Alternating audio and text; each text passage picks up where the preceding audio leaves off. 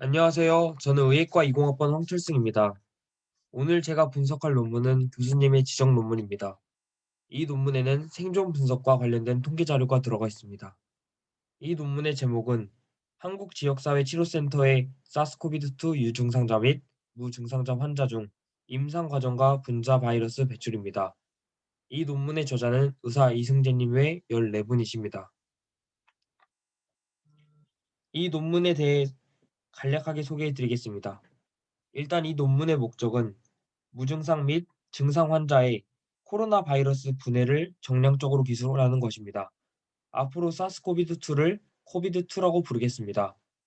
그리고 이 논문의 세팅과 첨가자는 2020년 3월 6일부터 3월 26일까지 코비드2 감염 증세를 가진 증상 및 무증상 환자 303명을 대상으로 실시되었습니다.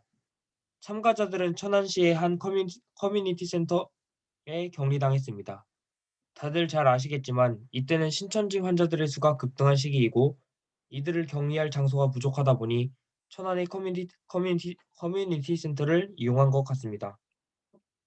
연구 방법은 환자들의 데이터를 계속해서 수집하고 분석하는 방법으로 실시되었습니다.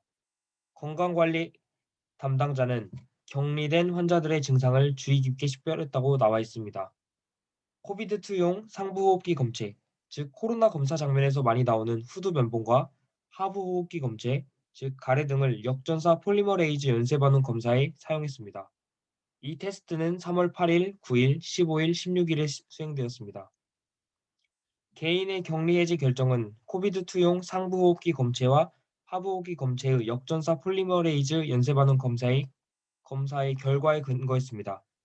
그리고 10일, 17일, 18일, 19일은 의사 재량에 따라 상부 또는 하부 호흡기에 RT-PCR 검사를 하였습니다. 코비드2 검출에 대한 RT-PCR 주기 임계값은 모두 결정된 값을 활용하였습니다.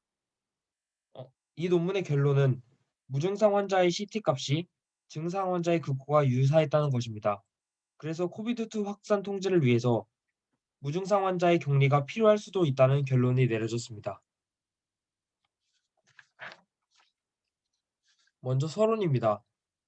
2019년 12월 중국 우한에서 코로나 바이러스 2 감염이 처음 발견된 이후부터 2020년 5월 20일까지 전 세계적으로 총 78만 9,205명의 실험실 확진자, 318명의 사망자가 나왔습니다.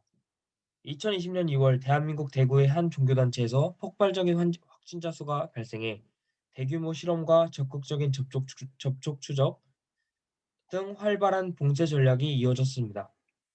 이에 보건복지부는 3개의 임시시설인 지역사회치료센터에 무증상 및 증상 환자를 격리하기로 결정하였습니다.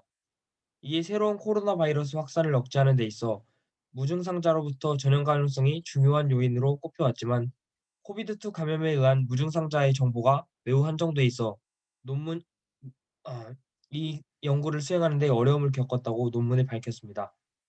이 논문은 천안치료센터에서 무증상 환자 코호트를 연구하여 무증상 감염의 임상 과정을 설명하고 무증상 환자와 증상 환자 사이의 분자 바이러스 부활을 정량적으로 비교하는 것을 목표로 합니다. 이 논문의 주요 사항들을 다시 한번 짚어보자면 일단 이 논문의 핵심 질문은 코로나 바이러스 2에 감염된 무증상 환자와 증상 환자 사이에 바이러스 부화 차이가 있는가입니다. 그래서 이 질문을 토대로 연구를 한 결과 찾아낸 것들은 천안치료센터에 격리된 코로나 바이러스 2 감염 환자의 303명 중 처음에는 110명이 무증상이었다는 것입니다. 그중 21명은 격리 중에 증상이 나타났습니다. 그래서 무증상 환자의 코로나 바이러스 2에 대한 역전사 폴리머레이즈 연쇄 반응의 CT 값은 증상 환자의 경우와 유사했던 것을 알 수 있었습니다.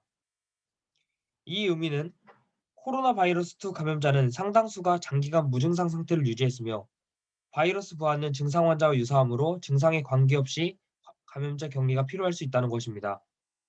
여기서 중요한 것은 필요할 수 있다는 말입니다. 바꿔 말하면 이 논문은 무증상자의 위험성에 대해서 확정짓고 있는 게 아니라는 것입니다. 위험할 수도 있다는 것을 주장하고 있는 게 이 논문의 주요한 내용입니다. 다음은 연구 방법에 대해 조금 더 구체적으로 설명드리겠습니다. 일단 연구 설계 및 참여자에 대해서 설명해 드리도록 하겠습니다. 303명의 감염 환자들은 모두 대구에서 발생한 환자들입니다. 감염이 확인된 환자는 독방에 격리되거나 병실이 따로 필요한 공유 공간에 격리되었습니다. 보건의료 인력으로는 의사 8명, 간호사 12명, 간호조무사 8명이 포함되었습니다. 의사는 매일 전화 통화를 통해 증상 모니터링을 하고 환자로부터 시료를 채취하는 일을 맡았습니다. 체온은 매일 두 번 체온은 매일 2번 측정되었습니다. 역전사 폴리머레이즈 체인 반응으로 상부호흡기 검체 및 하부호흡기 검체 검사를 3월 8일, 9일, 15일, 16일에 실시하였습니다. 그리고 10일, 17일, 18일, 19일에는 상부 검체 검사와 하부 검체 검사를 의료진의 재량에 따라 수행하였습니다. 코로나 바이러스 2에 대한 RT-PCR 검사의 음성 변화는 상부 검체와 하부 검체 모두 음성 변환이 나와야만 인정해 주었습니다. 무증상 환자는 진단일로부터 연구기간 동안 코로나 바이러스 2에 감염되는 증상이나 징후가 없는 환자들로 정의되었습니다. 일단 상부 검체 시료는 숙련된 의료진이 후두부 면봉을 이용해 양쪽 비인두에서 채취하였습니다. 하부 검체의 경우 전날 밤 격리자들에게 검체컵에 양치 후 첫 아침 가래를 채취하라는 지침이 주어졌고 코로나 바이러스 2에 대한 RT-PCR 검사는 3가지 종류의 유전자를 통해 바이러스 유무를 판정했습니다. 세 유전자의 종류는 RNA 의존성 RNA 중합요소 유전자, 즉 RDRP 유전자, 핵캡시드 단백질 유전자 N 유전자, 그리고 엔벨로프 유전자입니다. RT-PCR 테스트 중 사이클 임계각, 즉 CT는 바이러스 증폭기에 검출이 발생했을 때 존재하는 DNA 양과 역상관합니다. 즉 바이러스가 많이 발생할수록 임계값을 채우는 CT, 사이클 값이 작아지는 겁니다. 그래서 사이클 값이 작다는 의미는 다량의 바이러스 RNA가 검출된다는 것을 의미합니다. 세 종류의 유전자 CT 값이 40주기 미만일 때 코로나가 양성인 것으로 간주되었습니다. 이 논문에 쓰인 통계적 분석을 설명해 드리도록 하겠습니다. 일단 범주역 이산형 변수는 산수와 빈도로 표현되었습니다. 그리고 연속형 변수는 중위수와 사분위수 간 범위 또는 평균과 표준 편차로 표현되었습니다. 범주형 이산형 변수는 카이 제곱 또는 피셔의 정확한 검정을 사용하여 비교되었고 매니 위트니의 U 테스트 방법, 즉 T 검정을 이용해 연속 변수를 분석하였습니다. 음성 변환 비율은 생존 분석, 카플랜 마이어 그림 이것들을 사용하여 무증상 변환과 진단 사이의 시간 간격을 측정하였습니다. 그리고 무증상 및 증상 환자 간 CT 값의 동력학 적합성에 대해서 비교도 하였습니다. 이 논문에서 통계적 유의성은 0.05보다 작을 경우 그 결과가 유의한 것으로 검정하였습니다.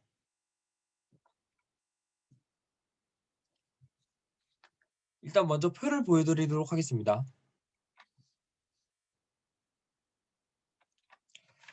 이 표와 같이 환자의 중위 연령은 25세, 즉 22세에서 36세 환자들이 가장 많았고 303명의 환자 중 201명이 여자로 66.3%가 여자였습니다.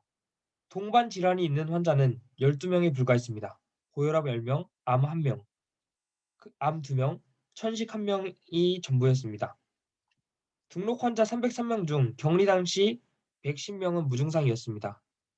그중 증상이 없는 환자 110명 중 21명은 격리 중에 증상이 발생하였습니다. 격리자들의 증상으로는 기침이 56%, 콧물과 코막힘이 45%, 가래 생성이 27%의 환자에서 발생되었고 그 후로 인후통, 설사, 복통, 구토 등이 뒤를 이었습니다. 2020년 3월 15일부터 16일까지 총 26명의 무증상 환자와 58명의 증상 환자가 3월 13일, 14일, 15일 RT-PCR 검사를 바탕으로 격리 상태에서 풀려났습니다.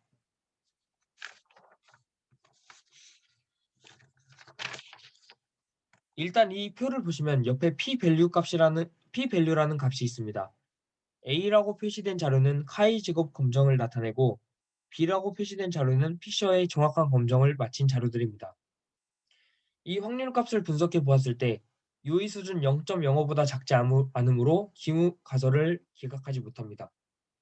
따라서 성별, 나이 등은 환자의 상태에 영향을 끼치는 변수가 되지 못한다는 것을 알 수 있습니다.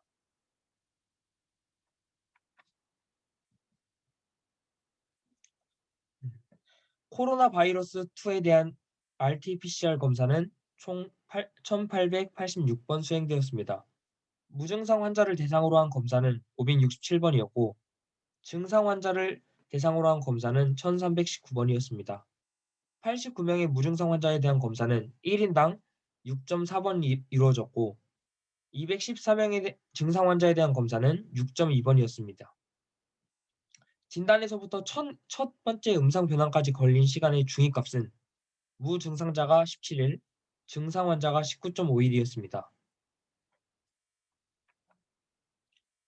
카플랜 마이어 플롯에 따르면 14일과 21일에 진단에서 음성 변화를 받은 환자의 비율은 무증상 환자가 33%, 무증상 환자가 14일째는 33%, 21일째에는 75%였고 증상 환자가 14일째에는 29.6%, 21일째에는 69.9%로 나타났습니다. 이 자료에서도 확인 가능합니다. 그래서 이 자료의 검정값은 0.007로 유의 수준 0.05보다 큽니다. 따라서 완치되는 데 걸리는 시간은 유증상자와 무증상자 간 사이에 큰 차이가 없는 것으로 판단될 수 있습니다.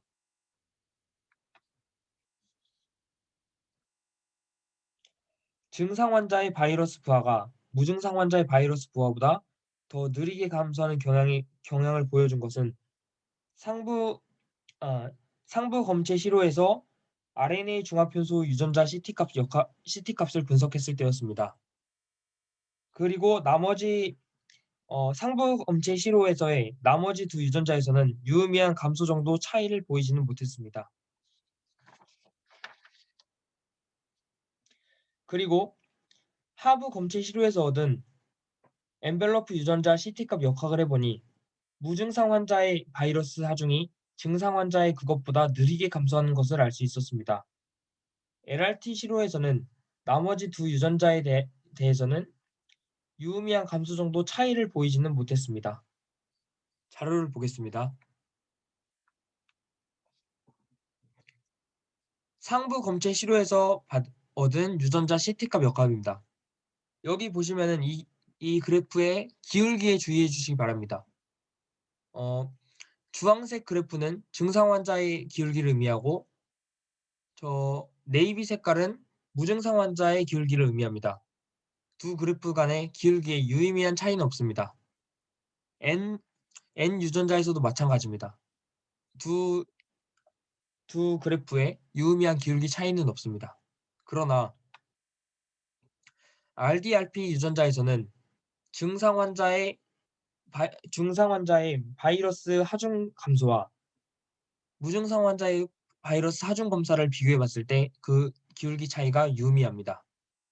검정값은 0.0으로 유의 수준 0.05보다 작거나 같으므로 유의미한 차이가 난다고 설명할 수 있습니다.